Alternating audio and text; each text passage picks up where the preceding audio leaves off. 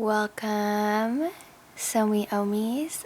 Today we're looking at how your dreams are being manifested for you. Let's ask the universe. So we have the first card for pile number 1. Let's just pick the piles together. Let's shuffle. Whoop. Dang, pile number 2. Okay, this is for pile number 2. And then for pile number 3. Oh. Pile number 3. I feel this one.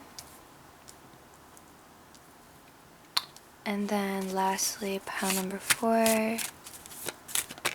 Whoop. Okay.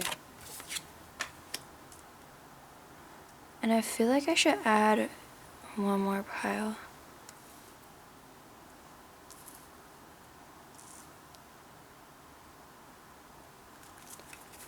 Alright, how about pile number 5? What energy are their dreams coming into fruition? Okay, cool.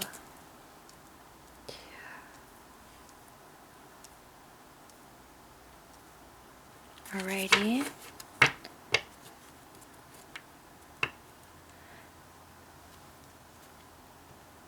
So, we're looking at how your dreams are being manifested for you. Let's set an intention. Close your eyes. Take a deep breath while I light this incense for you.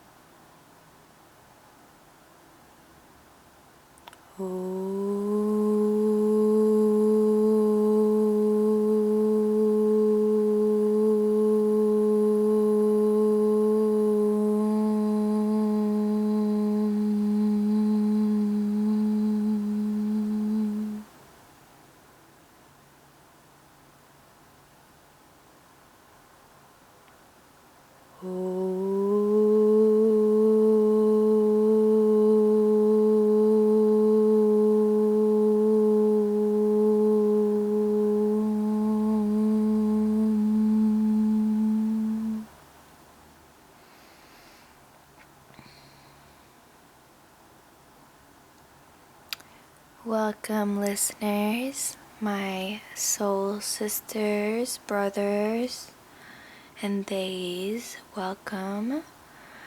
I'm just gonna set our incense stick right here.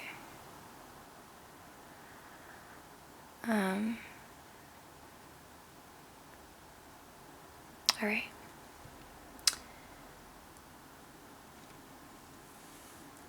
Before we see what these are, I'm just gonna add some crystals if you would like to choose with crystals. Here for pile number 1, we have this cool clear quartz. Pile number 2, we have this moonstone.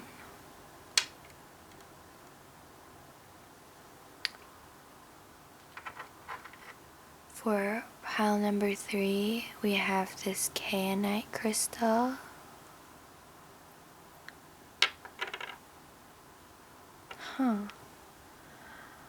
Pile number 4, we have this red Jasper. And finally, pile number 5, we have a seashell. Alrighty, once you've channeled the energy that your dreams are being manifested, how good that feels, go ahead and select your pile, and I'll see you there.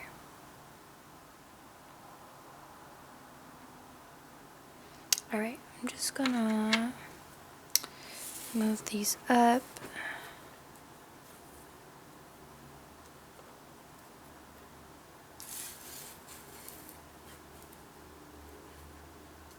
Whoopsis. You know what? I think I will move these to the side. It's okay. So this is pile number 3. Then pile number 4.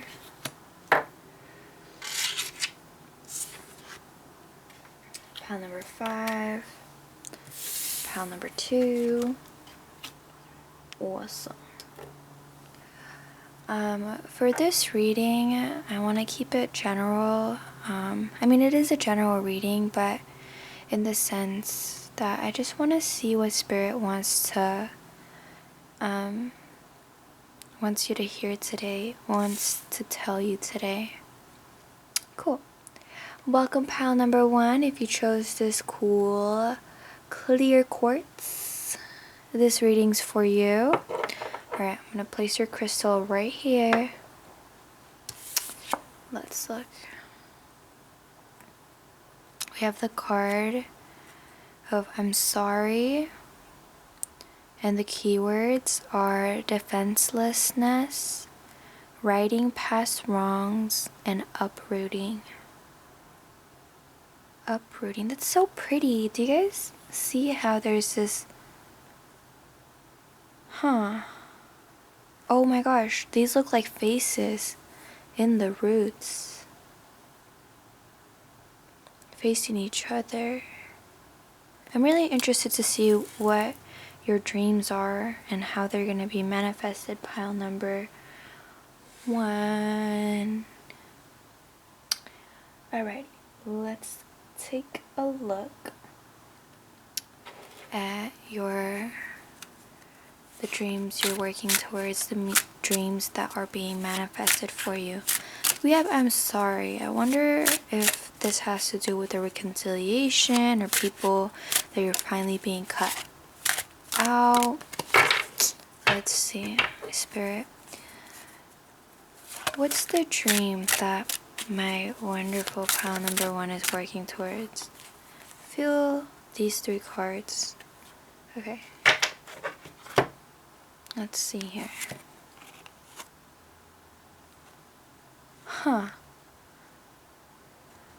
Alright, let's look. We have Vibhishana's betrayal.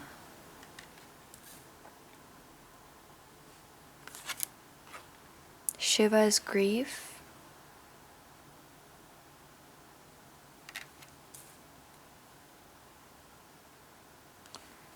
And then we have Gandhari's blindness.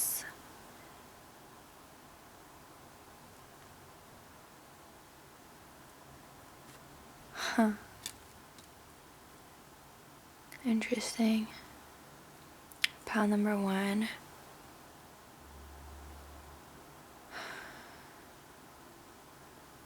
You've been going through a tough time. Looks like there was a betrayal that either you had to make or that was made, and you're in the moment of processing this grief.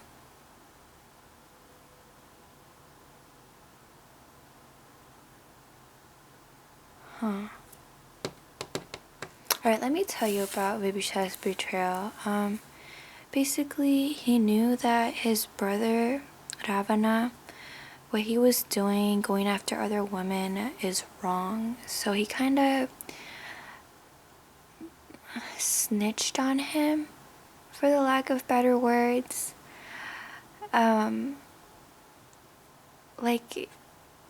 Basically he helped the good guys because he believed what his brother was doing was morally wrong. So he felt like he had to do it because in his vision it is the right thing to do. But regardless, a betrayal is a betrayal because he snitched on his family, his brother. But it was for the greater good. But he does feel grief. He's feeling like he doesn't feel the best because he knows it's his brother, and he's tried to better his brother, tell him that, you know, like, there is another way, like, you don't have to do this. But Ravana didn't really listen. So I feel that with this loss of this person, with Shiva's grief, I see that there is a huge loss that you're going through, pile number 1. And this grief is unreal. You're here. If you're here, pile number 1, I understand that this is something you've never experienced. It's nothing like you've experienced before, this type of grief, because you feel that you did what you had to do. And even though you have a deep connection, deep roots with this energy, you're growing this type of wall, you're setting boundaries. Maybe for some of you, that may be the biggest betrayal for those around you, as you know, you grow and you learn how people are treating you versus, you know, why they're treating you that way. And not all the time it's genuine, because sometimes it may be for other reasons, and you do recognize that. And you had to cut them off, or they left.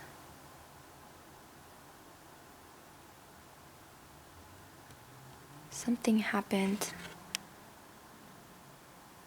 and you are grieving. Yeah. I didn't mean to laugh at you, but I just noticed that Shiva is closing his eyes. It just reminded me of this time when I was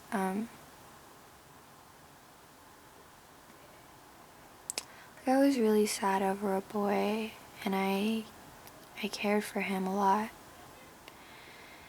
And I was grieving this relationship so much that I kept myself blind to everything. Like, I didn't want to be open to like new friendships, new relationships, new experiences.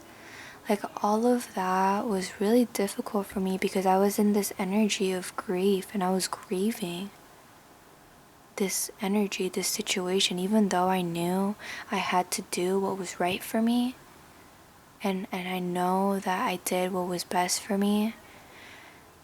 It was still painful. And I know that it blinded me to other opportunities, and that's why we have Gandhari's blindness here. She married a prince or a king,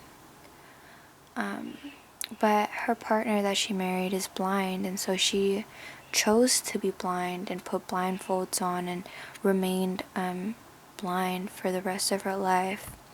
She did give birth to 100 children, but they were troublesome. They were like troublemakers. Even though all of that was going on, and she does have the ability to see, all she had to do was take the blindfolds off. She chose not to. And when she came to learn what her children did and all the chaos they caused, she was really upset because she knew she had the power to stop it. She knows that she has the power. I feel that the big message here is to not blind yourself to your truest potential. Listen, although this setting of boundaries, this breaking, this separation was hard, is hard, and I get it. Like, grieving someone that is so close to you is really difficult. Like, difficult in a way where it can be unbearable sometimes and then you get absorbed into this sort of darkness where you don't see anything around you at first, and then you just choose not to see anything around you. When you do have the potential, like, you have the ability to see and be the best version of yourself. But sometimes we just blindfold ourselves. Because sometimes we like being in the dark. Sometimes the dark is what we're used to, and it's our comfort space. But here, I see that for you, pile number 1,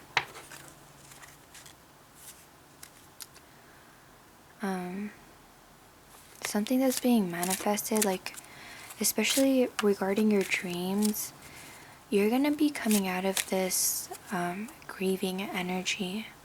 And the way that you're gonna do it, before I get ahead of myself, here, one of the messages with Gandhari's blindness is to do a SWOT. SWOT.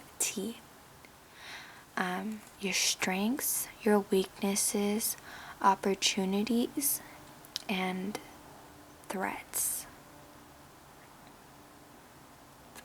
And once you've done this analysis of self, you're able to understand your potential much better and see yourself in a new perspective, in a new light. Oh, that's why we have the clear quartz here, for clarity.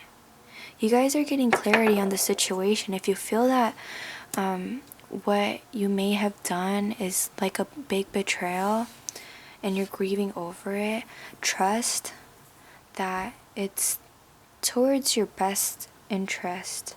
And I don't want to make you sound selfish or anything, but like, it's working in your favor. And let's see what type of energy you don't have to, but you will be in. Listen, let's look at the type of energy you will be in by the time you are done grieving and you finally realize, like, okay, it is what it is and it had to happen, and I trust my gut. I feel this card. And like, here, you're coming out of this grief because, like, there's this energy of betrayal, and then Shiva's grief. He lost his first love in the worst way possible. So Shiva is kind of like the man of the woods, the man of the forest. And that's why he's, like, dressed in skin and he's not wearing much jewelry. But his wife, Sati Devi, his first wife, it was a princess. And her dad didn't really like Shiva because he's like, oh, he's the man of the woods, blah, blah, blah. And then one day, after a long time, he invited Shiva and his daughter to, like, kind of like a ceremony game thing at his place. But he ended up insulting Shiva, and Sati Devi couldn't bear it. And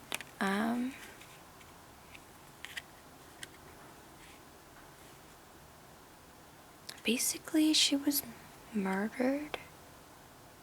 She was gone in the worst possible way, and her body was cut up. I know this is gore, like, but listen, I grew up with this in Hinduism, so you're gonna listen, okay? He dealt with a really tough ending of his first relationship. She was literally cut into pieces and her body was scattered across the nation. And there's still temples that commemorate the pieces of her that landed there, but the grief Shiva felt after that was unbearable. And like, it's his first wife and that's how he found her. He didn't get to say goodbye or anything. And like, I see that that's something, that's the energy that you went through too. Something gruesome, something dark, something unbearable. But here, pile number 1, I'm so proud of you because look, we go from all of this blue energy and you're finally like coming back to yourself. Slowly yet surely. That's how your dreams are being manifested right now. You're being guided to remove these blindfolds, see yourself for like the divine energy that you are, and all that potential you have, all that you can succeed with. Ooh, pile number 1. Let's see, what type of energy will you be in by the end of this transformation? How are your dreams being manifested? I feel like I need to get another card. I don't know why. Okay. Alright, let's put this here. Let's look. We have movement. Inspiration is drawn to motion. Huh. Interesting. Look, they're in the same kind of posture. And it kind of reminded me of how Shiva is the god of dance, Natyam in Telugu. And here we have movement. So I feel like sometimes you just have to like dance it out. I don't know if you've heard this saying like trauma is stored in your hips. Like it is. And once you like, you know, shake them out, you feel a lot less stressed. Yeah, I like that. There is a lot of movement here though. Alright, let's look. We have Ceres, love and mother yourself.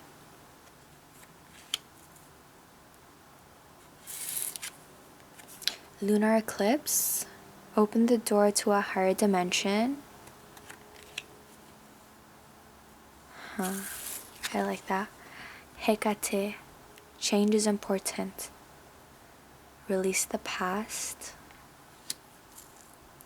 Yeah, I think it's not a coincidence that these two came in line with Shiva's grief, him letting go and moving past his first wife and moving on and with his life. And then we have magic wand with focus your energy on one thing. Yeah. And then lastly, we have dark moon. Pause and rest. You deserve it. Huh, that makes sense.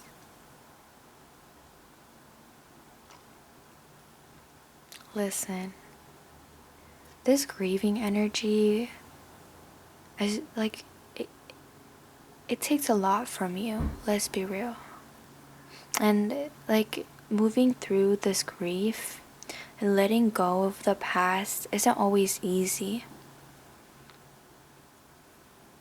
But you're able to see your truest potential. Like, look, there's no blindfolds here. And she's truly one with nature. She's outside. She's aligned. Dark moon reminds me of new moon. That's interesting. Alright. Lunar eclipse, the blocking of the moon. Oh. Pile number 1. I see that this has been very emotionally draining for you. I just want to give you a hug. Like,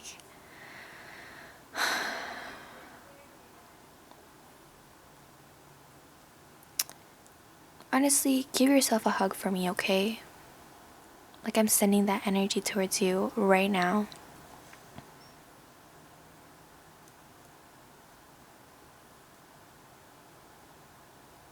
I feel that for some of you, this boundary that's being uprooted could be with family.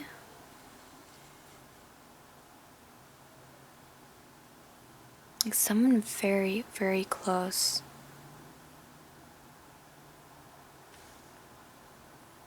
Yeah, this energy, you're able to move through this by moving, by like just wiggling it out, shaking it out, going out to dance, or just dancing in your room. Like definitely through movement, you're able to, like, it doesn't have to be like a lot, you know. When I'm sad, I stay in my bed. I know I'm laughing, but I shouldn't be. I just stay in my bed and I struggle to leave, and like I get dehydrated and I get hungry and I'm just like a sad pile. Yeah, secrets reveal, babes. But when I'm in this like blob of grief, I'm like, I ask myself, I'm like, if my older version was here, what would she tell me? Like the version that isn't in this mess, the version that did move past, the version that is in another world, in a higher dimension. What would she say to me?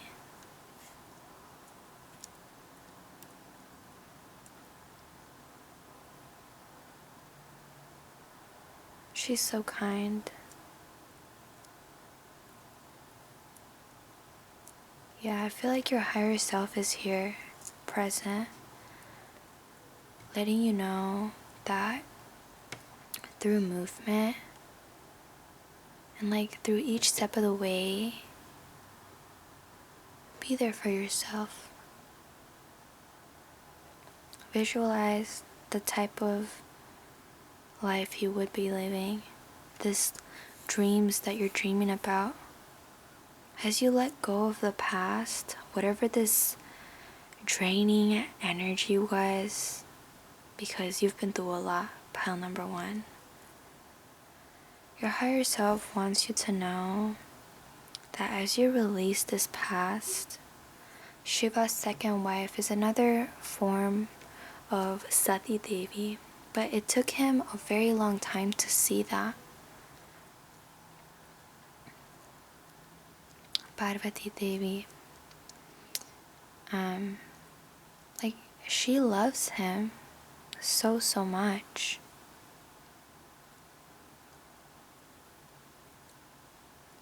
But it took him a really long time to recognize the love that she had for him.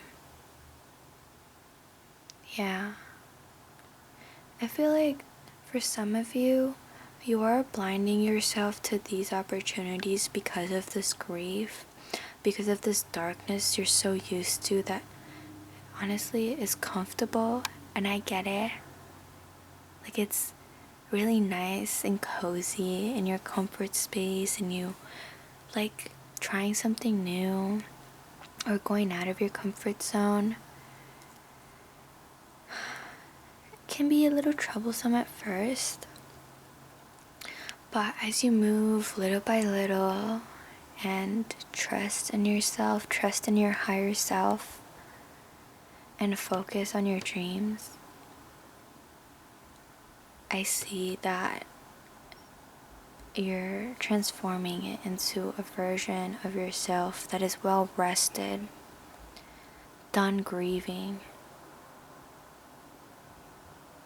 and at peace with herself. And when I say her, I mean like the divine feminine energy, the nurturing side of yourself. Pal number one. I love that for you. Alright, let's look at what type of energies that are in your reading, or what energies that may be coming in, some of your signs. Alright.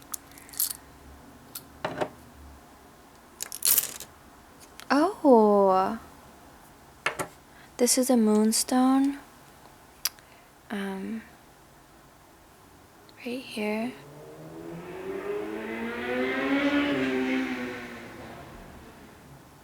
Excuse the car noises, I know it's kind of loud. This moonstone is for divine feminine and like confidence in yourself, self-confidence. Yeah. For some of you, I feel that like through this movement, you're able to trust yourself again and trust the universe.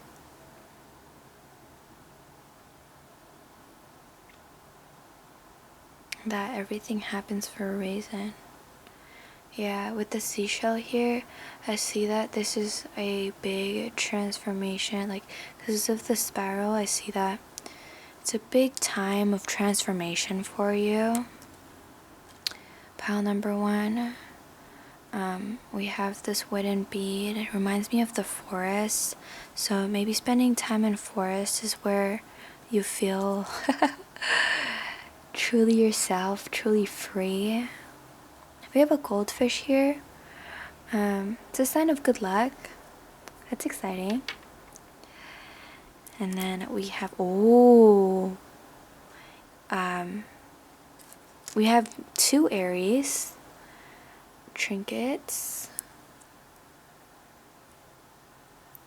So lots of fire energy. You could be an Aries. There could be stubborn energies because of the ram right here. And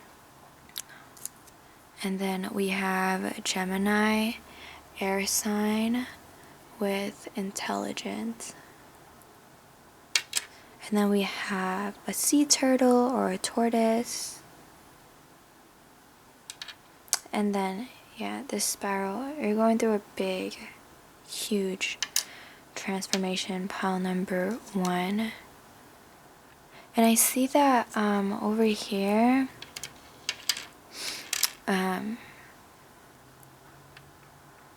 like I see, look, there's a moon here. And then Shiva, there's a moon here. He has one in his hair. See. And it's the same one with, yeah, I feel like you're closing yourself off to lots of opportunity right now because of this, because of the gravity of the situation that you've went through. Pile number 1. Just keep moving through it. What's that song? I like to move it, move it. I like to move it, move it. She like to move it. I feel like your higher self wants you to be in that energy because you're gonna make it. It's gonna be fine. And I see that if between that time and the next lunar eclipse, because there's a lunar eclipse here and the dark moon. I'm curious. I'm gonna look it up. Next new moon. A new moon. Oh, lunar eclipse actually, because we have that one first. Lunar eclipse 2023. Oh, 2024.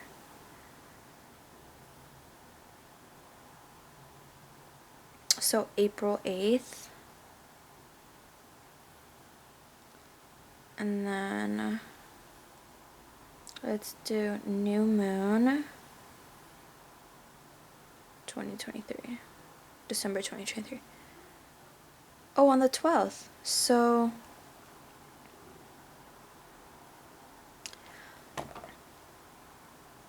cool.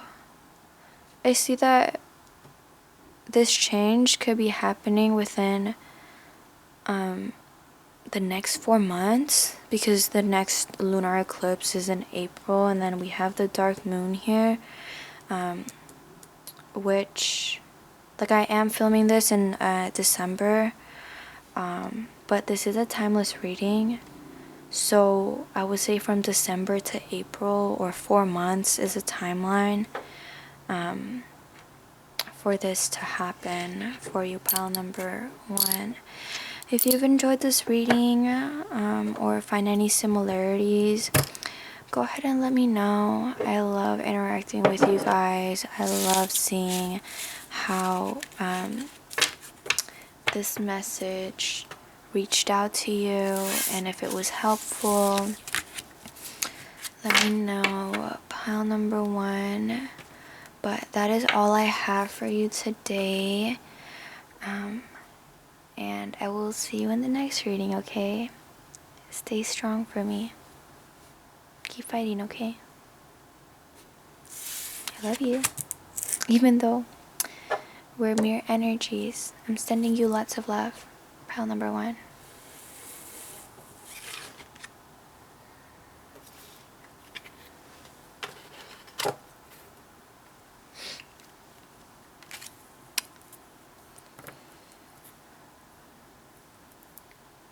Welcome if you chose pile number 2 or this cool moonstone. This reading is meant for you, pile number 2.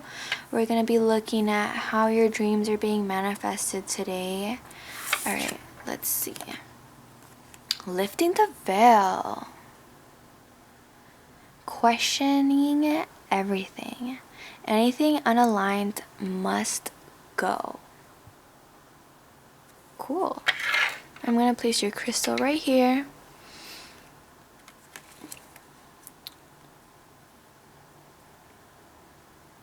I'm going to place your main energy right there. Alright, let's look.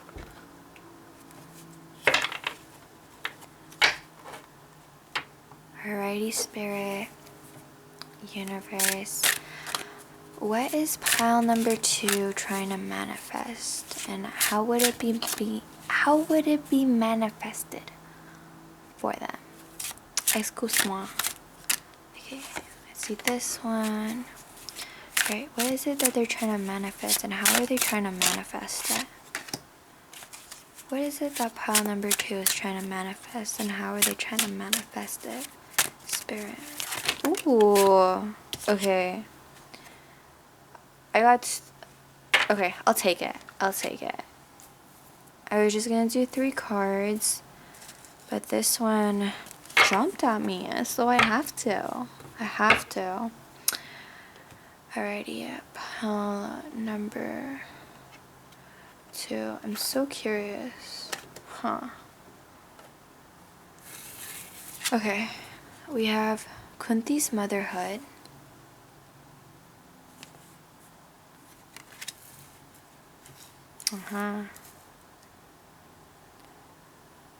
And then we have Dhumavati's fortune.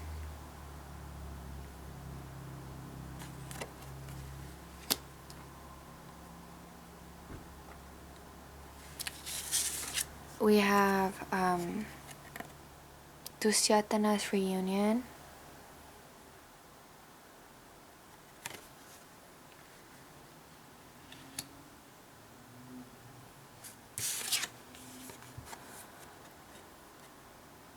And Sayavati's shrewdness.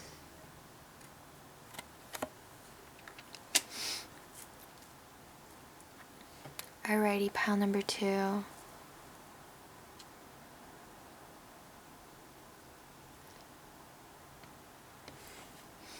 I feel that you guys are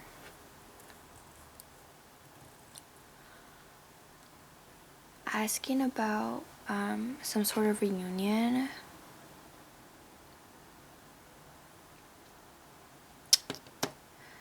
Alright, this is what I see. I see that some of you may have a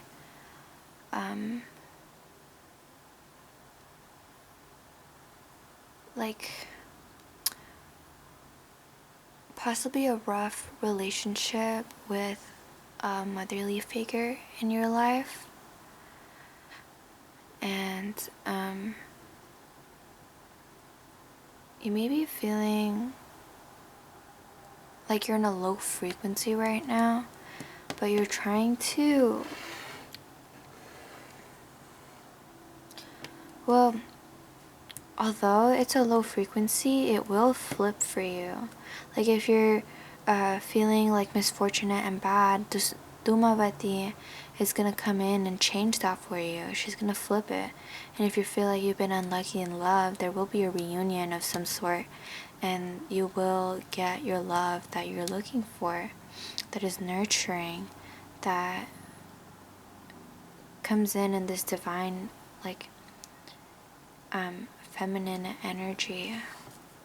But I feel that with these two coming out together,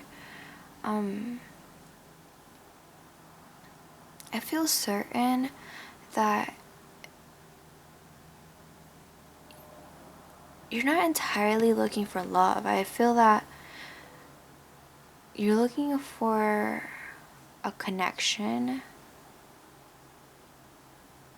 but you're being cautious about it.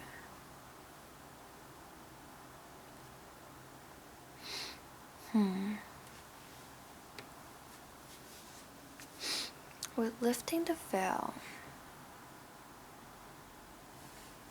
question everything. Oh, with Kunti's motherhood, Kunti Devi, she was given boons, which are like wishes, where she was able to have a kid like whenever she wanted, but she was told to use it with caution. But before her marriage, she got really excited and she wanted to see if this was actually true and if this would actually work. Turns out the divine energy doesn't lie, and she was with child, and her first child, Karna, that's his name, she gave him up for adoption because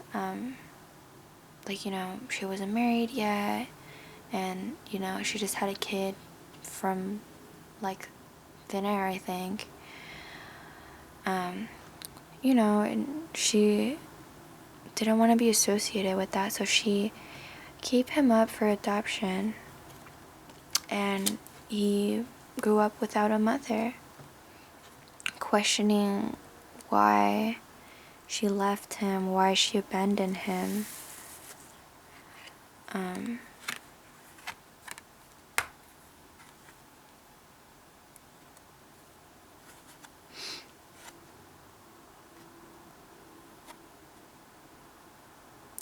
With Dumavati's fortune, I love the message of this card. Let me pull it up for you. Dumavati. Kunti's motherhood. Let's see. Oh. I just looked the message for Kunti's motherhood. And it says, this is what stood out to me. Accept all your children exactly as they are. They come with their own destiny. They don't live out yours.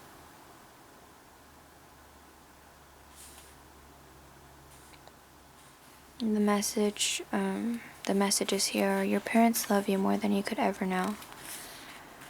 You're a good mother, whether or not you have children. You are motherly and you love is helping others grow. I love that energy. Dhumavati, Dhumavati, Dhumavati. Oh, here she is. Oh, she's a widow goddess who's old and sad, unkempt and poorly dressed. She brings forth misfortune and unhappiness. She represents lack and all that is unholy. She is prayed to by the defeated, the lonely, and the unfortunate to get a second chance at life. When one transcends her appearance, they find her true power. She can turn a bad destiny into a good one. She is known to help the lonely find love, the defeated gain victory, and she bestows the unfortunate with good fortune. Her vehicle is the crow, but she also comes on a horseless chariot carrying a winnowing basket. Interesting. Actions to take: put food out for the crows, pray to and connect with your ancestors. Spend some time volunteering for the elderly. Make yourself a priority. Dress with intention. Take care of yourself and your surroundings. Try not to judge people on their physical appearance. Life is giving you a second chance. Embrace it. Let go of the past. Make room for luck to enter your life. If you hit rock bottom, you can only rise from there. Accept your mistakes and losses with grace. I feel that if some of you have been questioning everything quite a lot, and you're just like in this energy of uncertainty,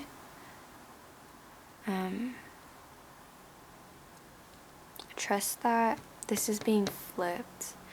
For some of you, it may be rooted in issues relating to the relationship that you have with your mother. Take what resonates. It's just a general reading, so yeah, but I see that if you're trying to manifest love, if you're trying to manifest a kingdom, it's happening for you. But I feel that with these two cards coming out together, I feel that you get to decide whether or not you want to reunite or give them a cold shoulder. Like, if you guys are thinking about if you're wanting an ex or an old lover to come back into your life, there is a possibility with those Dhumavatis coming in here. Once you prioritize yourself, like, you're gonna be like, oh my gosh, pile number 2 is doing so great right now. They look so amazing. Like, I want to get back into their life. I want to see what they're up to. You could either be like, yeah, what's up, boo? Or you could be like, no. Like, you didn't have me when I was in my old raggedy clothes and doing my own thing. Like, I'm still the same person. So, like, you get to decide, I feel, pile number 2. Because we have questioning everything. So, I feel that when or if... I feel like this is more a matter of when this person comes back. You're able to question their true intentions. Question if they fulfill your needs right now, or if you're ready for something new, ready for like a new start overall. But the choice is yours, pile number 2. Let's see. We have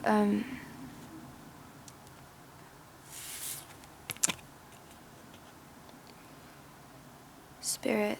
This is the energy that my wonderful pile number 2 is going to end up in as they go through this, or experiencing this, questioning everything. Your message is to keep moving forward. You got this. And we have the crescent moon here. Let's look. What's the energy that my wonderful pile number 2 is going to end up in through this transformation? Let's get a couple more cards. What's the type of energy they will be in as they've manifested their dreams? I'll take this one. Okay, I'll take this one and then this one. Okay. So, we have... Look, we have the moon here too. With the crescent moon, I feel that by the next crescent moon phase, there could be this change. They could be coming back into your life. Full moon. Harvest the fruits of your hard work. Yeah, so I feel that from the crescent moon to the next full moon and the new moon... What? Fresh start, new beginnings. And balsamic moon. What is going on, pile number 2? I can see why we got the moonstone here. No coincidence at all. Things come and go. Surrender to the universe. The magic wand. Focus your energy on one thing. Transformation. Shed, let go, make room for greatness. Yeah. Called it. Called it. Yeah, this transformation that you're going through as you're questioning everything, because we have these two that came together like this, I feel that you're feeling divide. Feeling this divide between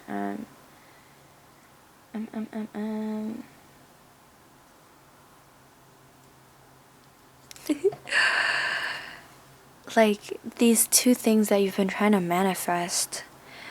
And with all of these moons here, pile number 2, yeah, this transformation is over, I would say.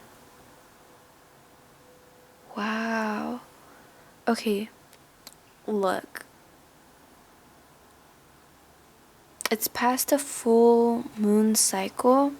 I'm curious because this is a timeless reading, but I want to know what's the moon today. moon tonight. Okay. What's in the moon tonight? Last quarter.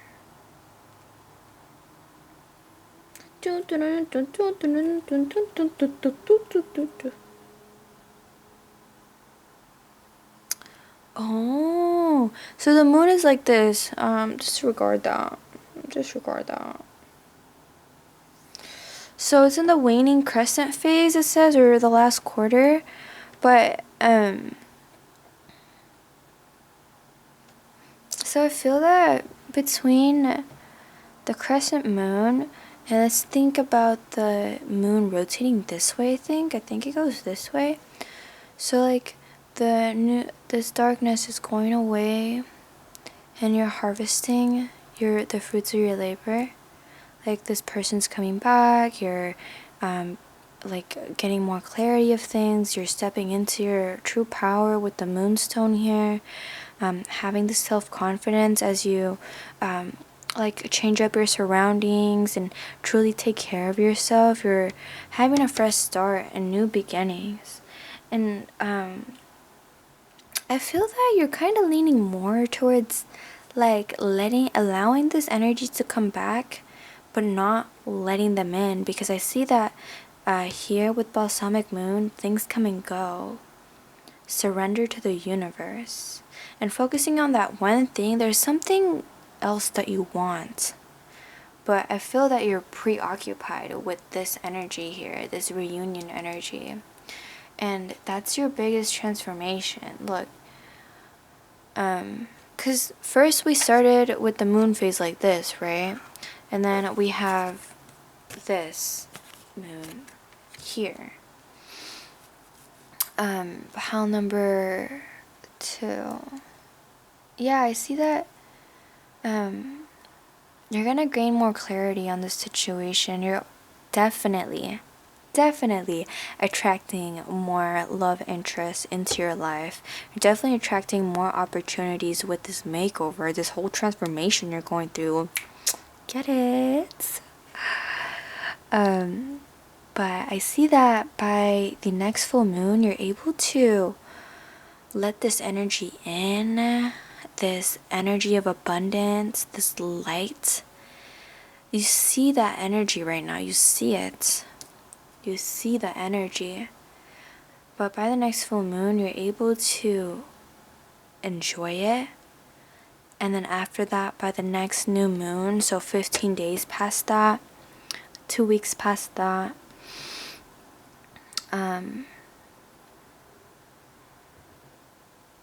you're able to like stand up in your new energy, this new beginning.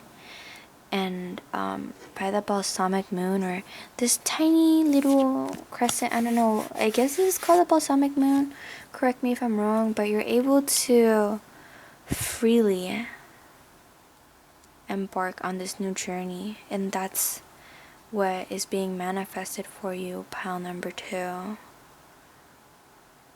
Alright, let's look at all the types of energies that are coming in. Could be signs, could be forms of luck. Let's look. Oh, I thought you would be out here. Yeah, this little evil eye. I was expecting it because with Dhumavati's fortune, she is a protective energy. She is watching over you right now, in a good sense, because like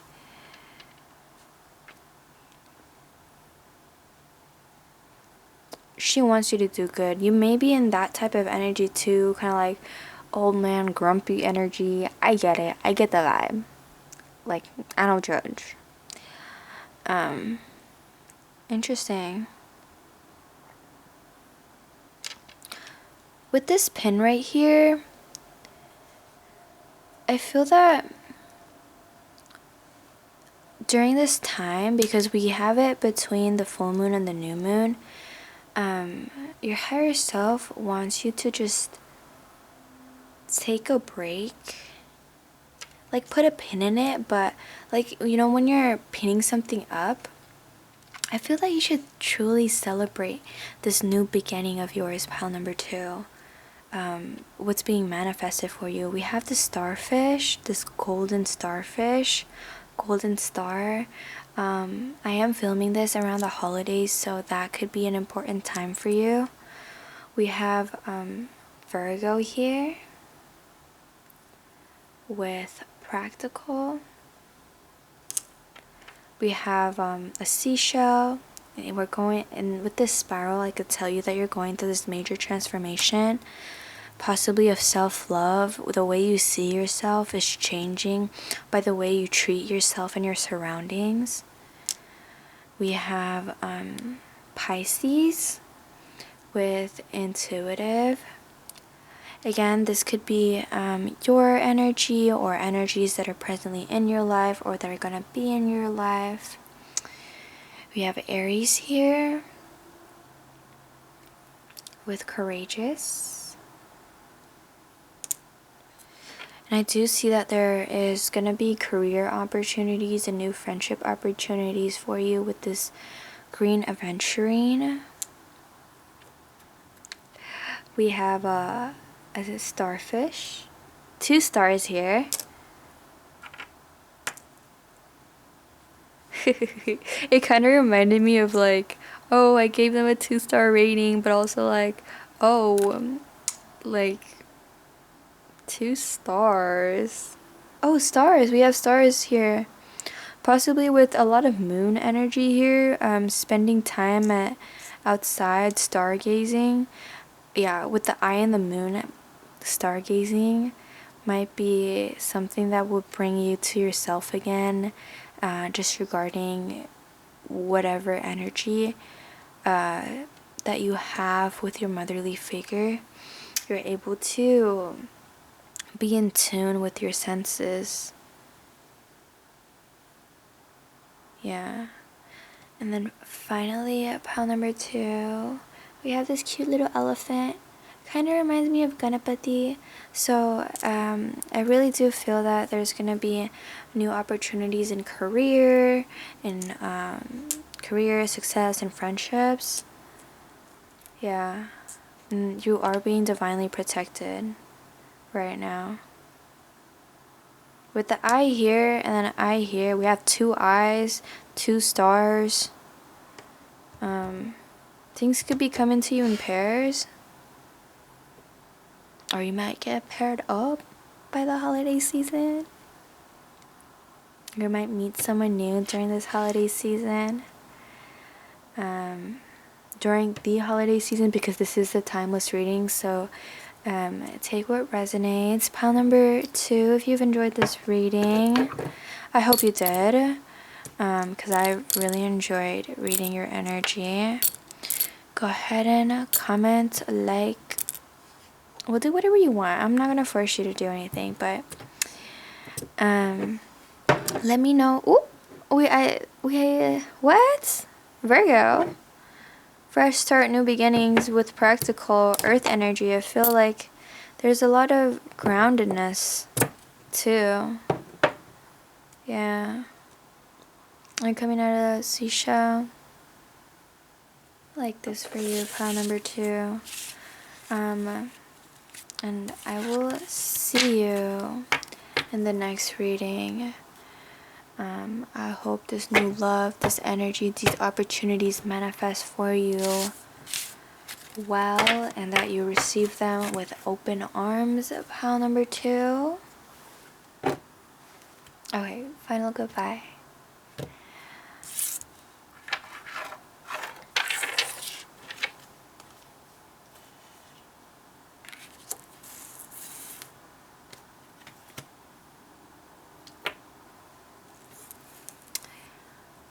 Welcome, pile number 3. If you chose this beautiful Kyanite, iridescent Kyanite, this reading is meant for you. Alright, let's take a look. And I'm super excited about this one because the first 2 piles came out whoosh, whoosh, whoosh, but this one, you guys took your time. Oh, a new earth. It's happening. Keep holding the vision. I see. Alright, I'm just gonna place your crystal right here, and then your main energy right here. And alright, let's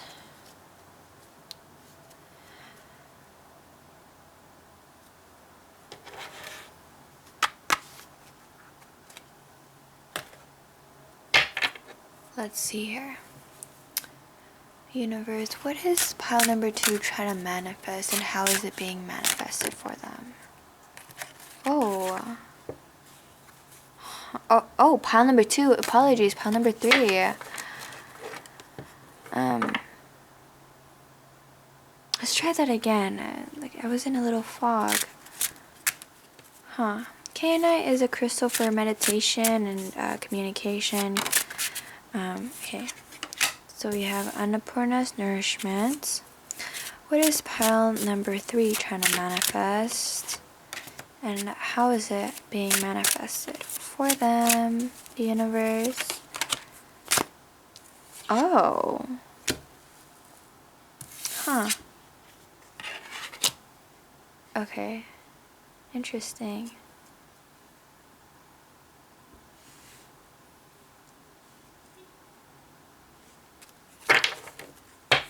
with all of this divine feminine energy, you could also be of the divine feminine energy, pile number 3.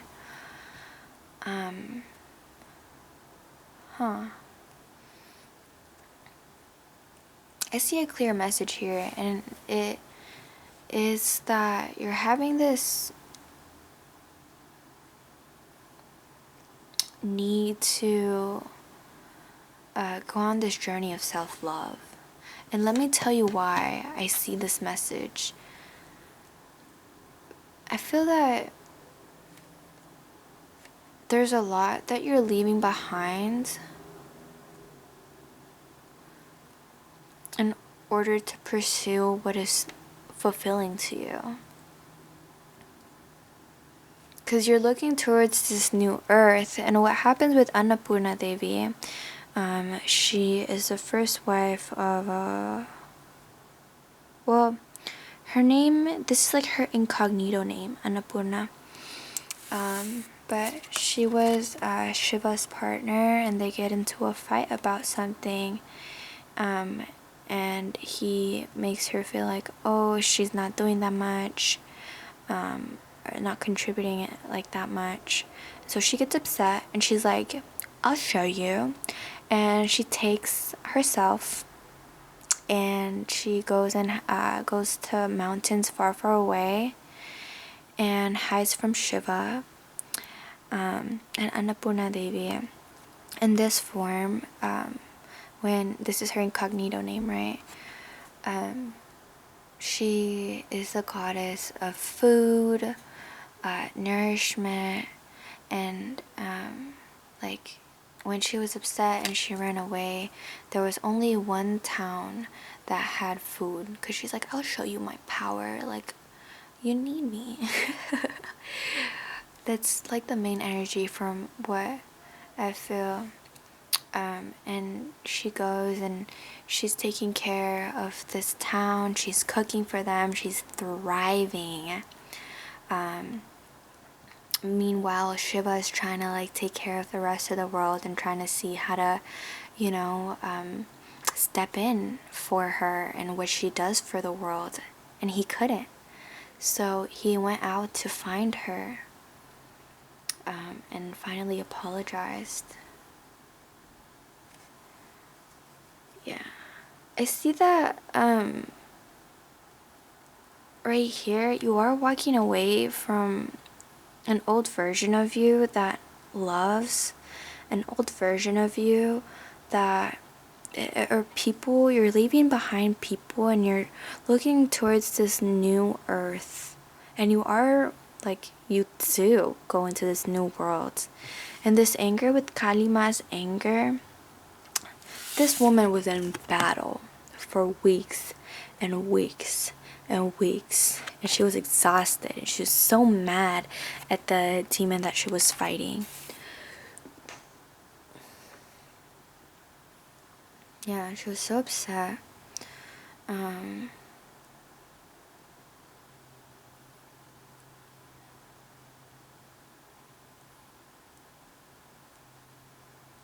Pile number 3.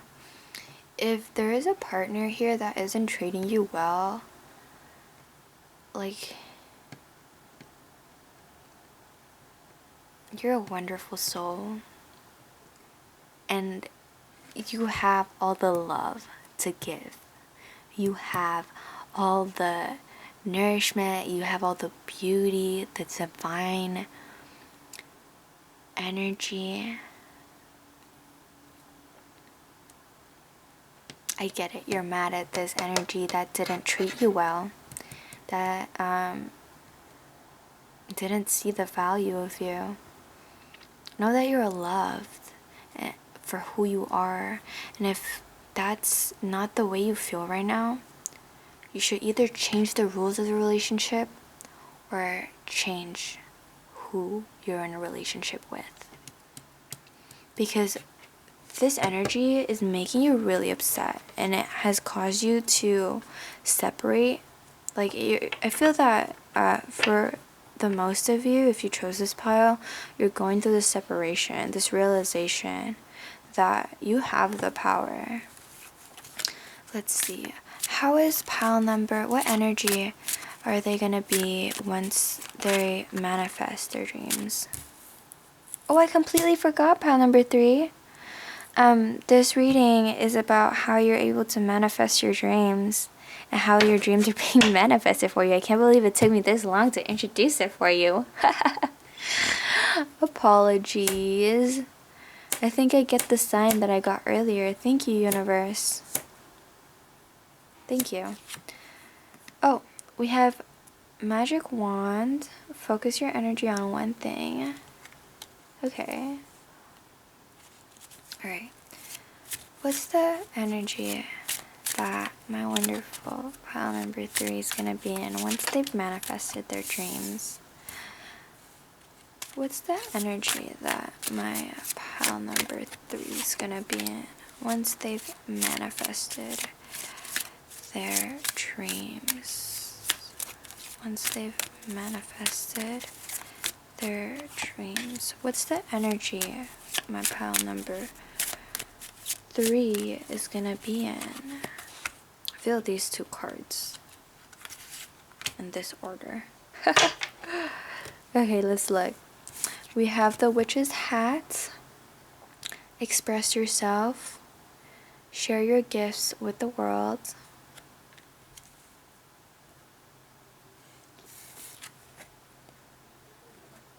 We have lunar eclipse. Open the door to a higher dimension. I see where they're in line. Alright, let's look. Familiar. Listen and learn.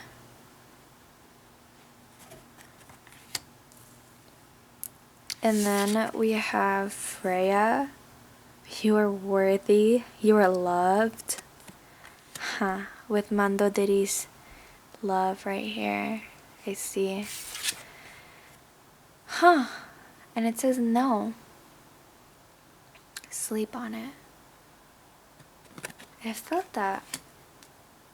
I don't know why.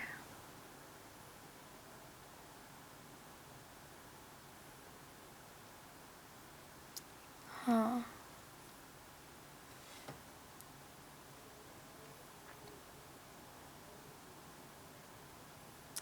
I see that this familiar is looking up at this anger, but also Mandodiri's love. And the story behind Mandodiri is that her man, Ravana, I want to put it in the most respectful way possible.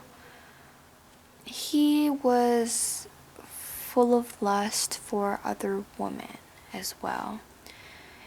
Even though Mandodiri is a beautiful woman, stayed loyal to him, and would do anything for him, he was just a lustful man. But at the end, Ravana was killed for going after another woman that was taken. And Mandodiri, she lost her love. Fighting for another woman? That's why we have Freya here. Because whatever mishap, whatever excuse my profanity, whatever shit that your partner put you through, pile number 3, like, makes you angry. And that's understandable, and you should be angry. Listen to your emotions, listen to your anger. And if you have to, like, stand up for yourself, because she never left Ravana, but if she did, that would have been another story. And that's what I feel like with no. Like, that's why this comes in. I'm like, oh, you're worthy, you're loved, and then it's no, sleep on it. I feel that Freya is here to tell you that, like, learning to say no is an act of self-love too. Learning to say no to certain things, certain energies, certain people, certain experiences is a form of self-care. It's a form of taking care of yourself. When she said no to Shiva and left, that's an act of self-care, because that's a form of self-respect. When they don't value you, you say no more of my energy, and you put yourself first. Pile number 3, I see that once you start focusing on you and the thing that you're manifesting, your dreams, and you're sharing your thoughts, you're expressing yourself, how this energy may have affected you, you're going to be able to open a new door. A new opportunity is coming in for you by doing this. I don't want you to like spill all your personal life to the world. Like, it's up to you.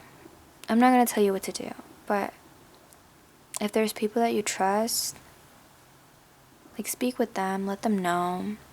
I feel that this is going to be able to help you elevate into this listening and learning energy, while they're able to give you advice back, so you can take a step back from this energy that you've been at and keep holding this vision, this new earth that you're trying to create. It's gonna be this new world that you're trying to manifest. You're gonna be loved. You're gonna be able to say no to those energies that make you feel anything less. Pile number 3. Alright, let's look at the types of energies that are coming in, trinkets, charms.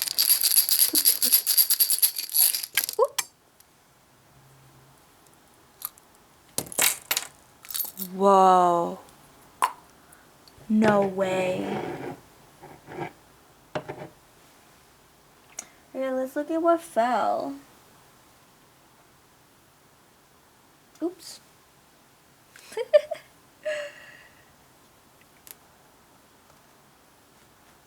it this?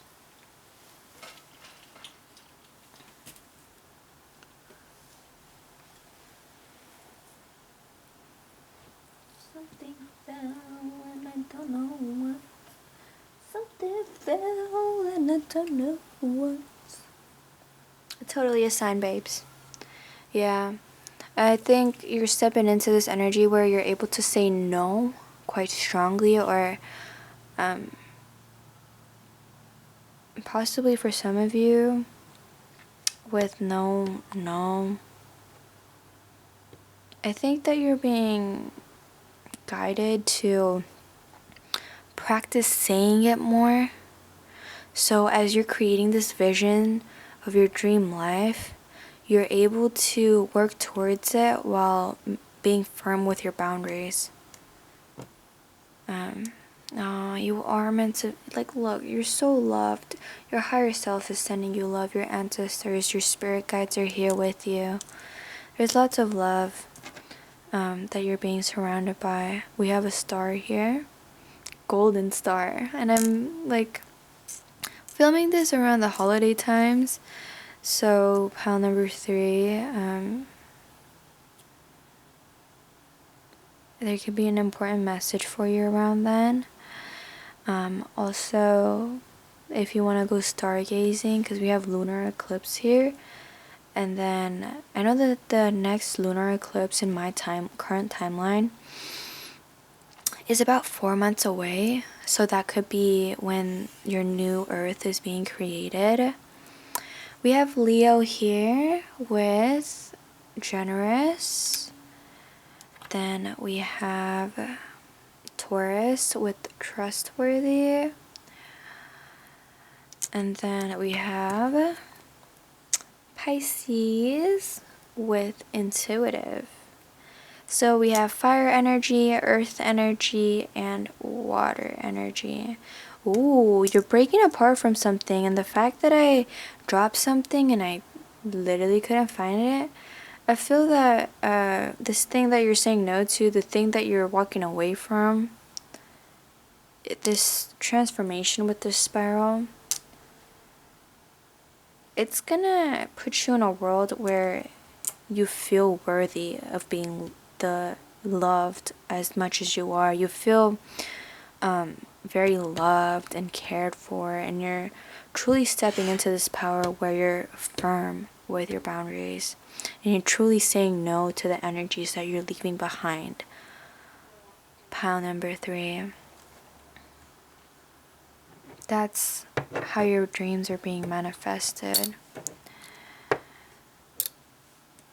Alrighty, pile number 3. If you've enjoyed this reading, go ahead and let me know what you found helpful. If there's anything that you related to, let me know. I love engaging with you guys and reading the comments. Yeah, pile number 3. Thank you for being here.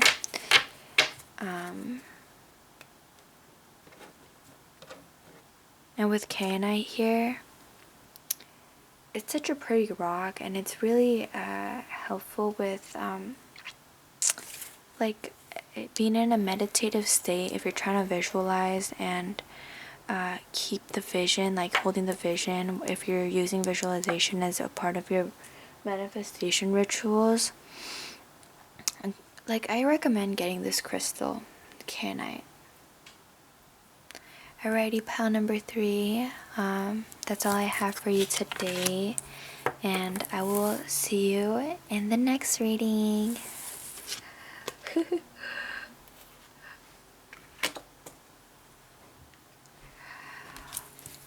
Welcome, pile number 4. If you chose this cool red Jasper, this reading is meant for you. I'm gonna put the crystal right here.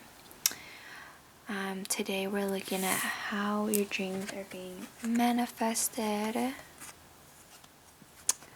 We have surrender to the sweetness, and the keywords being Venus energy, pleasure, joy, make love to life. And I see that there is a feminine and a masculine energy and a beautiful scenery. Let's see what's that about.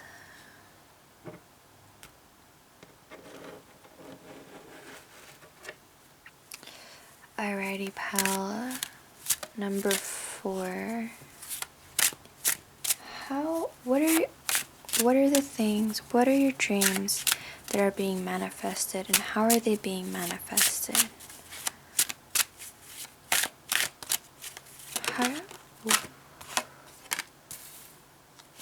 How are your dreams being manifested, and what are the dreams that you want to manifest? How are they being manifested? Oh, I'll take it. It's 2 cards. Interesting. Let's see here. Ooh.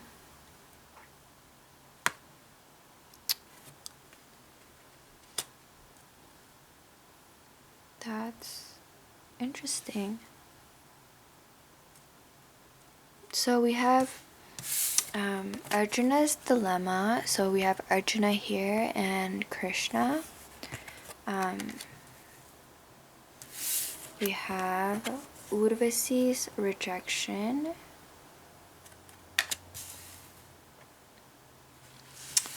We have Dadichi's magnanimity.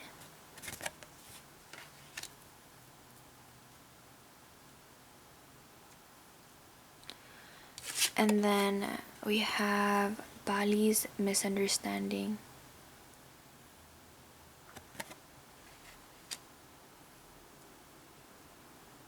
Interesting.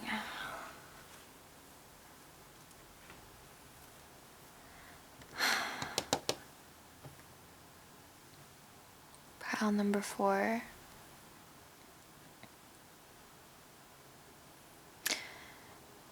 I see that there is a divide between the masculine and feminine energy. And I feel that that's what you're curious about. Like if you're What is it that you're trying to manifest? Huh.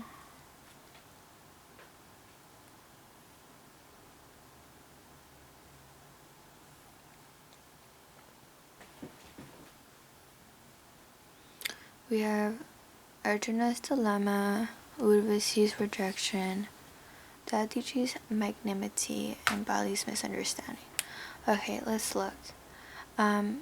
Arjuna is a human, and he's asking the main deity, Krishna, about like why are we going to war, and like why are humans so different from the divine, and why do we have to pray and things like that. And he's getting clear and direct guidance from Krishna right here. And I feel that if you're in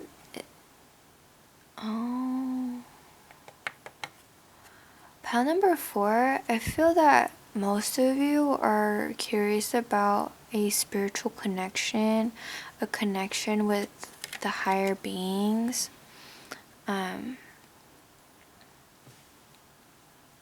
And with Urvasi's rejection, this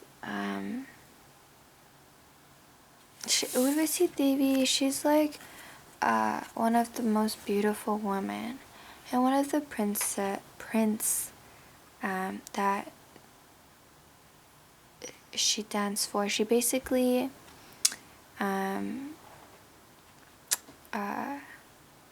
like cared for him, nurtured him, and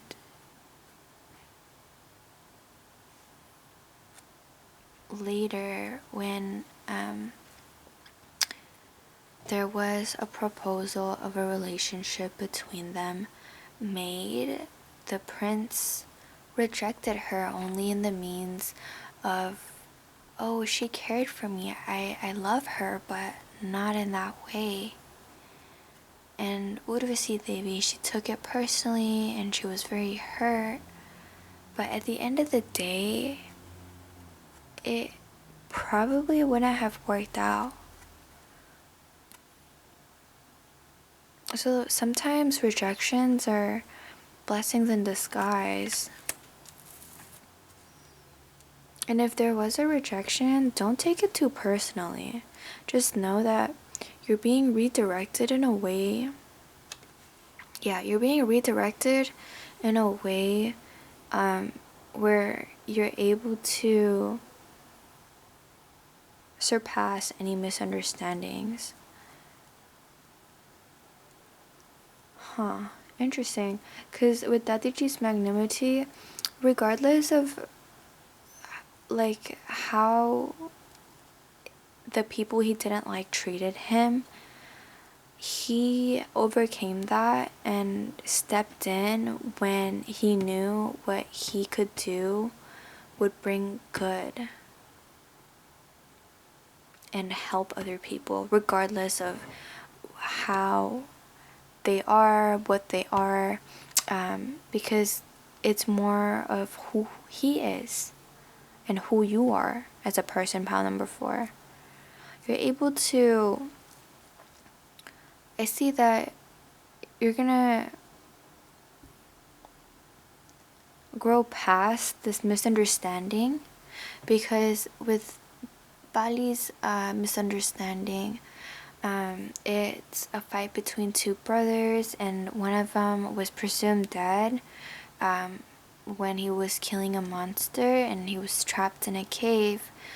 So to keep the kingdom going, his brother remarries. Well, he doesn't remarry, but the prince that was presumed dead, his wife remarries his little brother. But years later, the brother finds the other brother again and sees him with his wife and feels this big betrayal, and they get in a fight. But there was a big misunderstanding where, you know, one was presumed dead and the other was presumed to betray presumed dead person. But by the time they realized their mistakes, it was too late. Huh. I see that, like what you're trying to manifest, you're able to have insight of what may happen. And you're like, if you're trying to manifest the balance between the divine feminine and the divine masculine, like that is happening for you as you recognize you were being divinely guided here, pile number 4. That rejections are a blessing in disguise, and through these you're able to take a look within and truly recognize the bigger picture, and you're able to foresee any sort of misunderstandings. And I feel that you're able to like avoid this because of because you're here today and you're here in this moment watching this reading. Like you're getting this advice because you're able to look at the bigger picture through understanding the lessons of this. And your dilemma is being cleared about this misunderstanding because you're bigger than this misunderstanding, pile number 4. Let's see, what energy will my pile number 4 be in once they've manifested their dreams? What energy? We have familiar with listen and learn.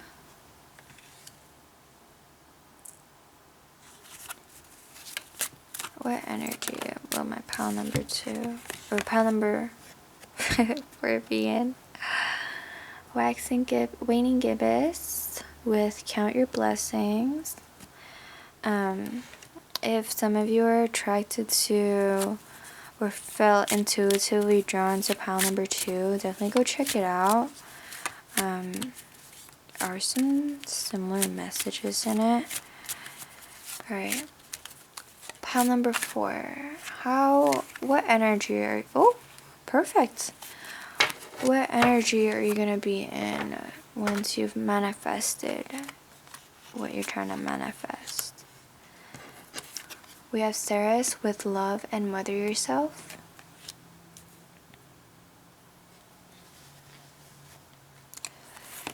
We have Sekhmet, courage, truth, shadow work. Huh, I see that. I see that pile number. Oh! What did I say? Vision, get clear on what you want. What did I say, pile number 4? Alright, let's look at the last card. Mirror, mirror. The beauty you see in me is a reflection of you. Aha.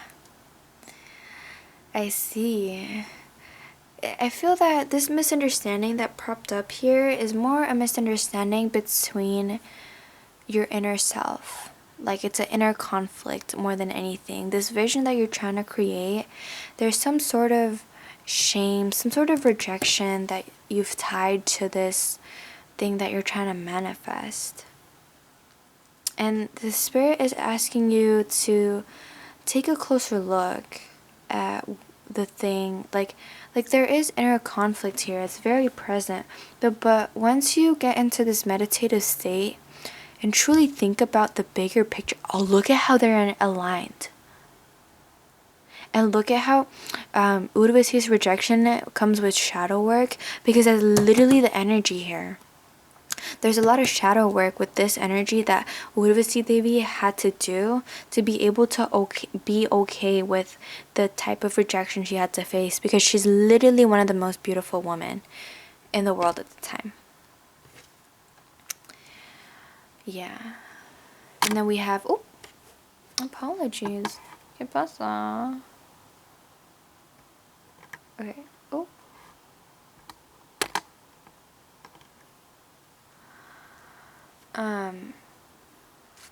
Yeah, with a series with love and mother yourself. I feel that you're able to see eye to eye with yourself, with your masculine and feminine energy. Yeah, I feel like that's what you're fighting in between. Like your masculine and your feminine energies are in battle. Yeah.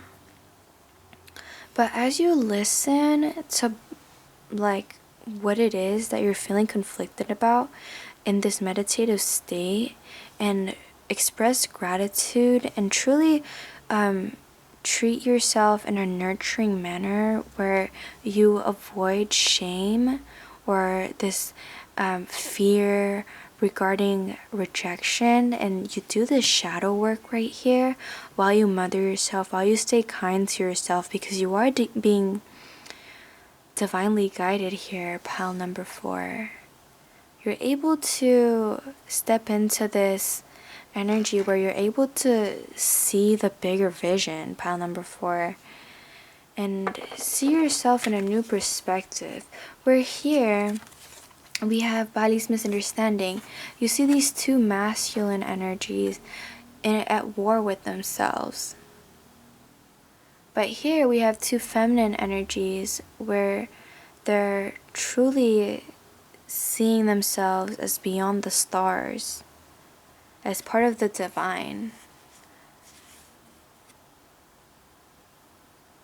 Possibly for some of you, logic may be getting in the way too much.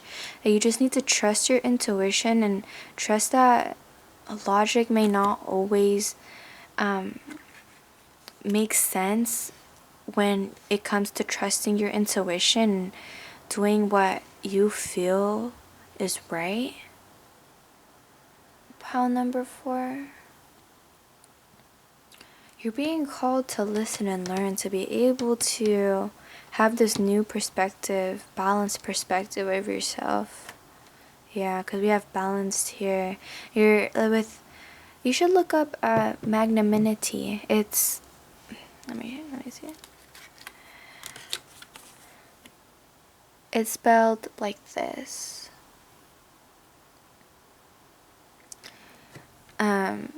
Like the dictionary defines it much better than I do, but I'm gonna try my best.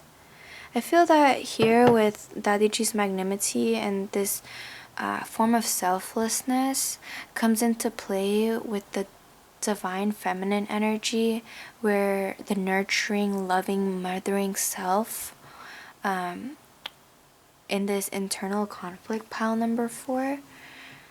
Once you step into this divine feminine energy, away from this logic, negative inner conflict energy, and you stay kind to yourself, stay or become truly selfless towards yourself in the nature, you're able to do your shadow work much quicker and achieve what you want and see yourself in a truly new manner. Pile number 4. That's how you're able to manifest your dreams. That's how your dreams are being manifested. You're coming into balance with yourself. You're finding that balance and the truth in your perspective of yourself. I have another thing to add to that, but I just want to see what kind of trinkets, what kind of energies are coming into you or present in your life right now. Oh my gosh. Yes. Wait. My Skittles fell. We have yes in the truth eraser. Yes. Okay. So I'm going to tell you now. This secret is being unlocked. Yeah, this shadow work is being put to rest or put behind, and you have it locked down. You know what I'm saying? You're going with the flow with the sea turtle here, and you, like with this wooden bead here, spending time in nature, especially in the woods, may be fulfilling to you. Yeah, because he's in the woods. There's greenery here. They're surrounded by greenery. And there's a lot of green here. And I was literally thinking about a sign. I was like, I don't know. But now I know. Yes. Okay, let me tell you. Let's get back to this thought over here. This idea of mirror, mirror on the wall. Who's the prettiest of them all? If you know, you know, right? So there's this thing called mirror work. And I'm telling you this because I want you to find the balance. I want you to succeed, pile number 4. I want you to be in this, be able to see yourself in this divine energy where you're truly connected with all the stars and everything that came before. So a mirror work is basically when you see yourself in the mirror, you see your reflection, and you speak to yourself, you mother yourself, you speak kindly. And once you build this relationship with self, with your reflection, you're able to match what you feel inside your soul to your reflection, to your appearance, to how you're presenting yourself to the world, to how you're stepping out and conquering what it is you're trying to achieve, what it is that you're trying to manifest. Pile number 4. With vision here, I think it's very, very helpful, and it's definitely a sign how you see yourself. Because the beauty you see in me is a reflection of you. The beauty you see in your reflection is a reflection of you. Quite literally, pile number 4. And then we have the little elephant here. Reminds me of Ganapati. So I see that this balance is coming to you. And this new form of wisdom is on the horizon for you. Yes, go for it. Yes, it's happening. And yes, go with the flow. We have the sea turtle here. Come on. This is happening. Like, love life. And you're able to let go of the fear of rejection.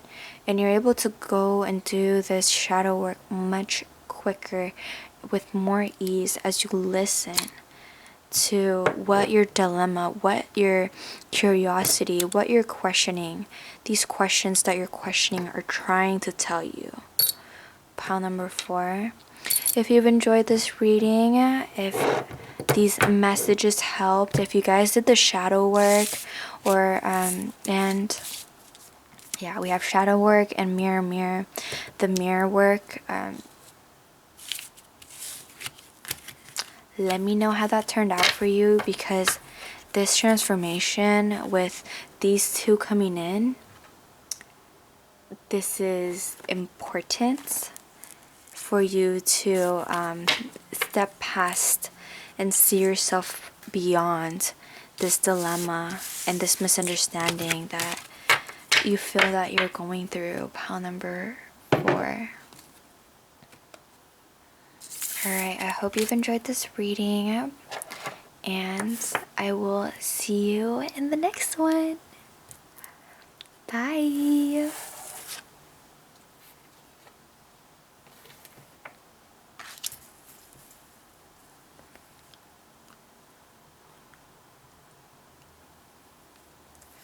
Welcome, pile number 5. If you chose this cool seashell and you were drawn to this card, this reading is meant for you. Today we're looking at how your dreams are being manifested for you. Ooh! The great severing. Mars energy, anger, conflict, softening to love. Let's put your main energy right there. Excuse me.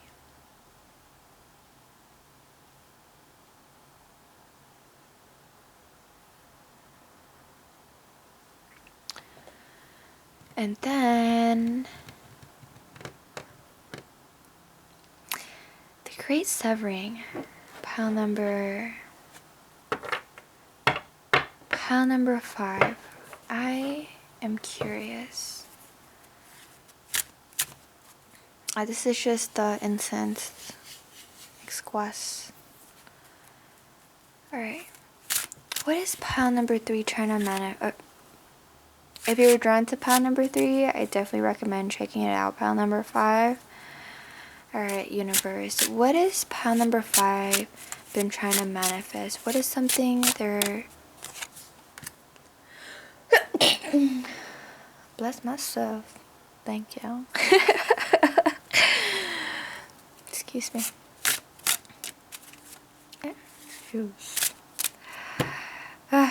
The little voice in my head is just distracting me. Okay. Pile number 5. What are you trying to manifest and how is this being manifested for you? What is pile number 5 trying to manifest? Ooh, I saw that. And how is this being manifested for pile number 5? Interesting. I saw that card first. We have Bharata's integrity.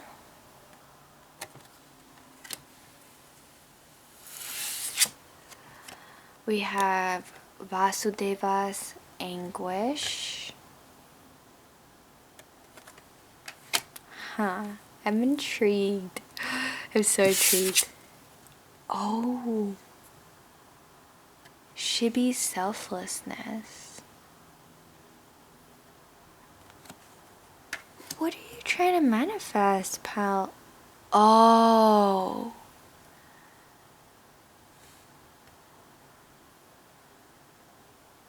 Huh.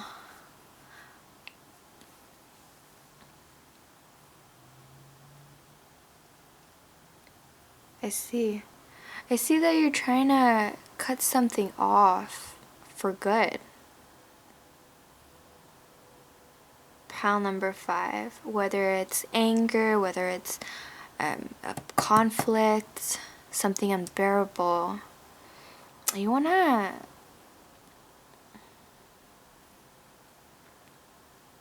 part ways with it. I'm kind of curious with Bharata's integrity. Let's read their story. I can't... What? I feel like pile number 5, you guys are carrying a lot of pain, a lot of weight on your shoulders.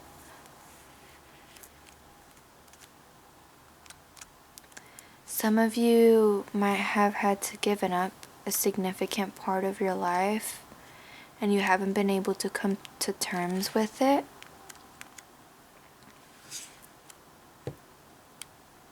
Oh, here it is.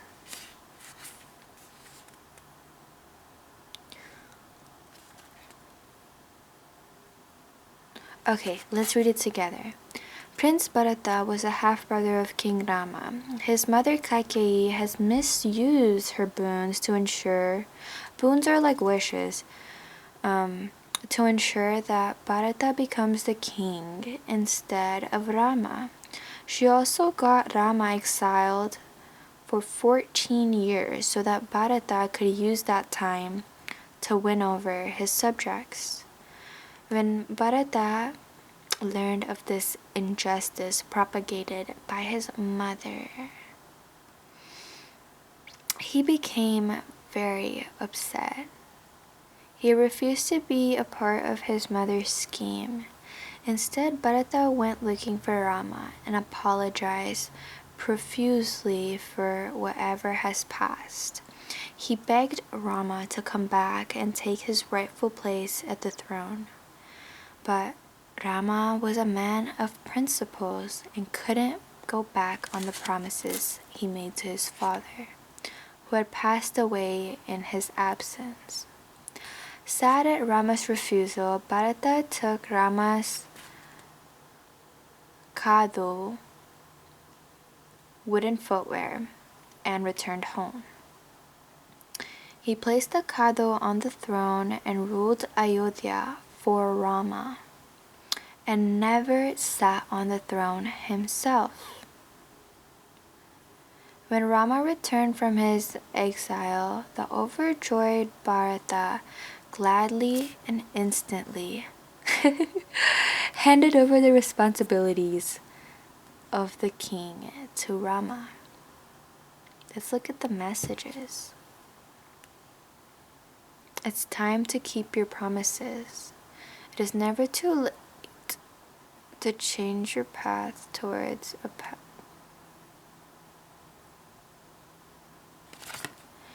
It's never too late to go towards, do what's right. Oh.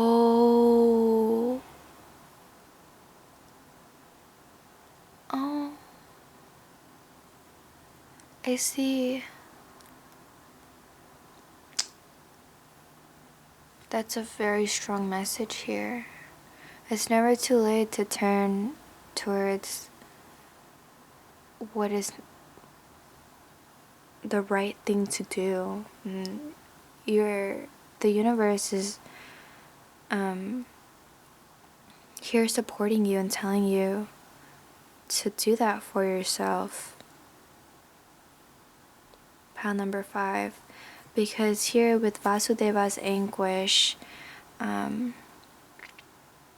Vasudeva and his wife were part of the royalty, but his wife's brother finds out that one of his sister, so this guy's wife's babies, would later kill him.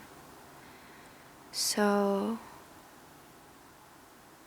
when he learned about this, even though he loved his sister quite dearly, he put her in jail. He put her in the dungeon with her husband, and every time they had a baby, he had them killed. And their 7th baby, I think, is the Lord Krishna.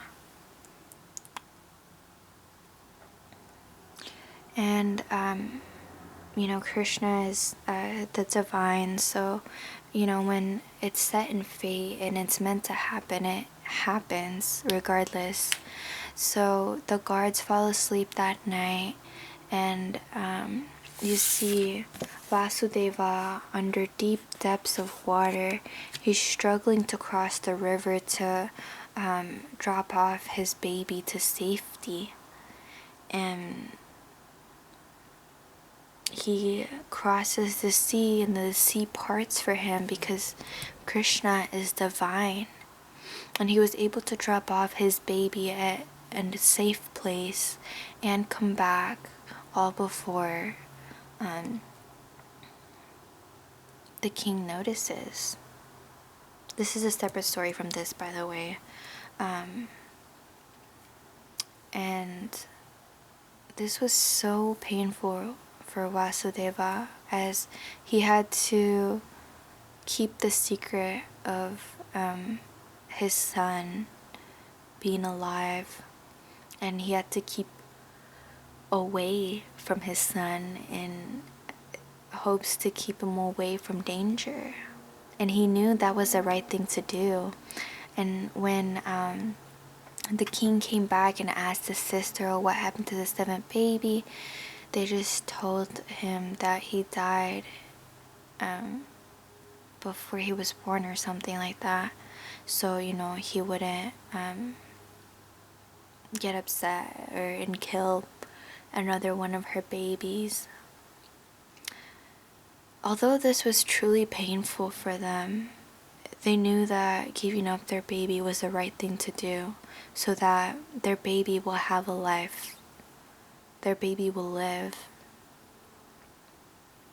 That's the 2nd time this message came through. It was Shibi's selflessness here. This man is a man of his word. And when there was a hawk and a pichuca, like a parrot. Oh, it's not a parrot. Squirrel? No, it's not a squirrel. Oh, sparrow. Sparrow. So this hawk went after this sparrow, and this sparrow asked Shibi, "Oh, can you protect me?" But in reality, these birds were gods in disguise. So this sparrow, I think it was Indrudu, he's like, "Oh, can you protect me?" And the hawk was like, "Oh, you're taking my food away from me. That's unjust. Like, that's not fair. I deserve to be fed. That's my hunt." And so Shibi said he would protect the sparrow already. So he was like, "Okay, well, I will give you the weight of the bird in my flesh." Poor Shibi did not know that, these birds were actually gods here to test him. So this sparrow was put on a scale, and he keeps shedding away at his skin. You see him like chopping off parts of himself to measure up to this bird.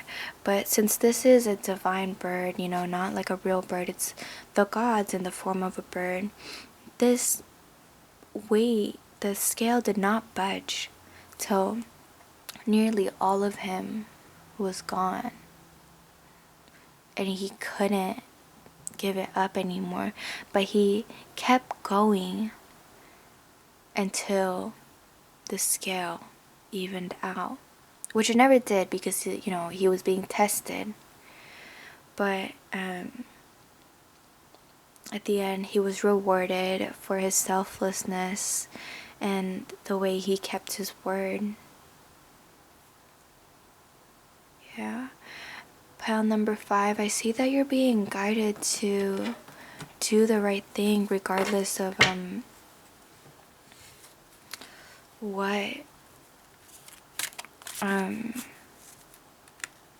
what the circumstances are, because there is a reward at the end. And he's fully restored, happy, healthy, and he's also seen in a different wonderful light by the gods because of the true acts of his selflessness. And I feel that with severing here and here and here, like they're being severed from his their child, their baby, and here he's cutting off parts of himself to do the right thing and measure up to the bird, that's to balance the scale. And with Bharata's integrity, like there was a severing of Rama having to leave in exile, even though Bharata loved Rama, but he had to leave. That's quite clear through this. Ooh! Right, I'm gonna take these two as well. Right. What's the energy pile number 5 is gonna be once they're rewarded, once this is being manifested, once their dreams have manifested? Wow, pile number 5. It's coming quickly. Yeah. Ooh! I always like surprises. Okay. Alright, let's look. We have Waning Gibbous with Count Your Blessings, showing gratitude. We have Curiosity. What sparks your interest? Balsamic Moon.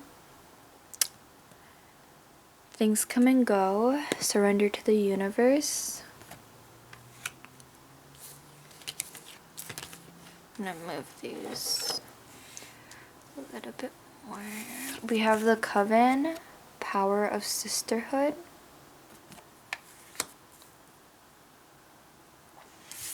We have Sekhmet with Courage, Truth, Shadow Work. we have witchy medicine, connect to earth. And then we have Lilith with reclaim your power.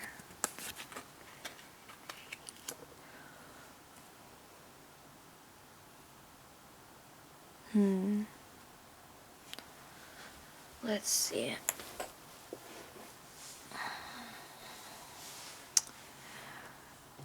Pile number 5. I'm gonna move this card a little bit. This is gonna bother me.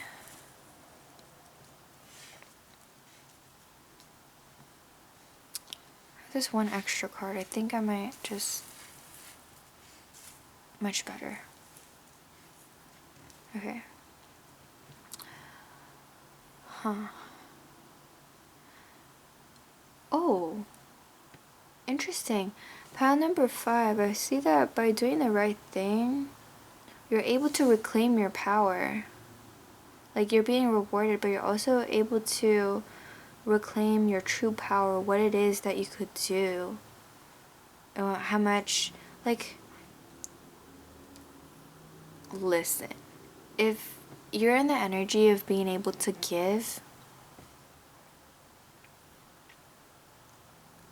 until you can't, and this act of selflessness was because you kept your word to save this bird from being somebody's prey just because they asked you to, like, that's ballsy.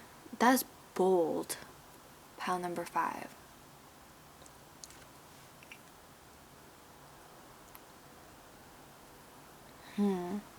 With curiosity, what sparks your interest? But it finds out a hidden truth. So there may be like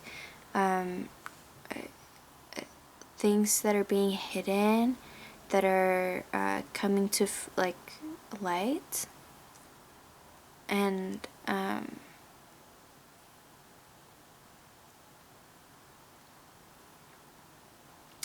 with the severing being a big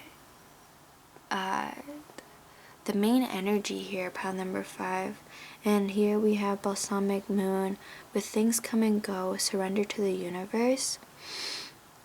I feel that pile number 5,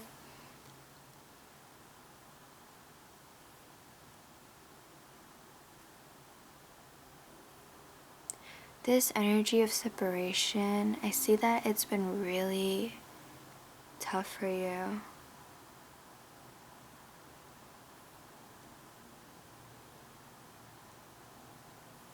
You deserve lots of love, and you're worthy of lots of love, pile number 5. And you're loved by your ancestors, your spirit guides, your higher self, your past self, your inner child. Pile number 5. You're gonna do the right thing. Trust in that. Your character is unmatched. You seem like the type of person that doesn't really go back on your word. And you stay true to what's right. And that's gonna bring you into your power. I do see that there's gonna be a sisterhood, like a community that you're gonna, excuse me, that's confirmation that you're gonna have a comfortable energies that you're gonna be surrounded with, that you'll be showered with love, and they're gonna help you do the shadow work, because here in line with should be selflessness, for me when I read this story I thought that is so unnecessary. For a bird, why would you go through all of that? Like, don't you realize you're being tricked? Like, that's what I thought. But like, he's a man of his word, so he kept his word.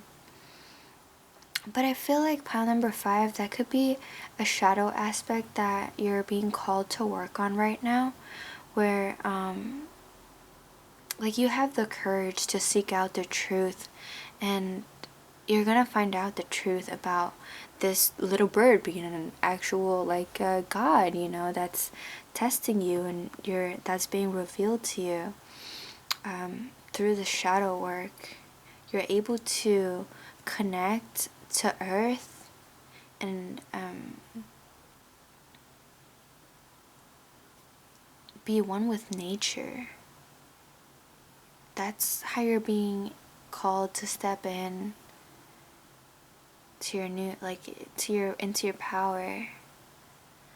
Pile number 5, I feel that if you've been manifesting like cutting off energies that no longer serve you, or if you're manifesting to move past energies that are keeping you down, keeping you on lockdown, like kind of like boxed in, I feel that definitely like you're gonna be stepping into your power. You're gonna, as you stay grateful and show gratitude towards what you already have, you're able to create this sisterhood, this community for yourself, and you're able to with their support truly embrace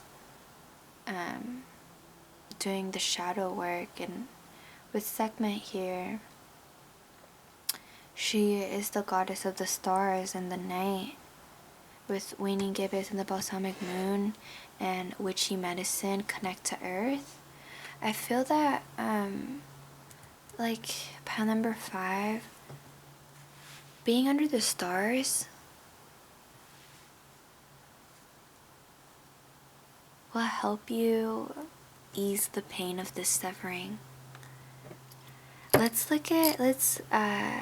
get some trinkets as to what kind of signs, energies that will be present as you're manifesting your dreams.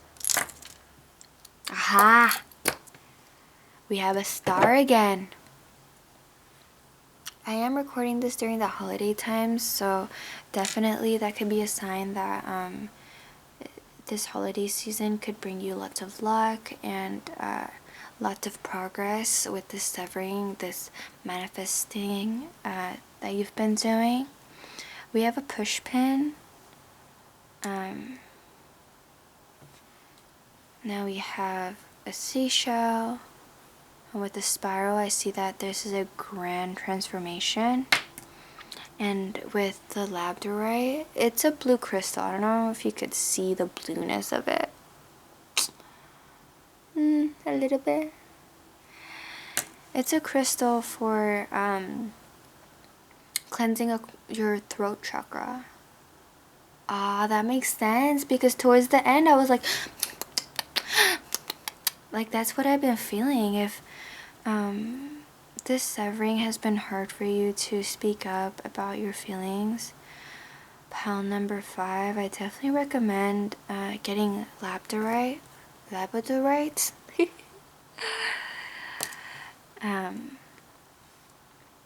And with this pin here, I feel that Spirit is asking you to put a pin in this severing. Like, nail it to the wall, you know, and let it be. Because through this act of severing, you're able to step into your true power by understanding how much pain you went through and how much you were able to give. You're gonna realize that you have that much to give to yourself. Pile number 5. What a wonderful reading. That's how your dreams are being manifested. You're being called to step into your power by speaking on this great severing, by like going with the flow with the seashell here and spending more time under the stars, my wonderful pal number 5. And that's all I have for you today. If you've enjoyed this reading, go ahead and like, comment.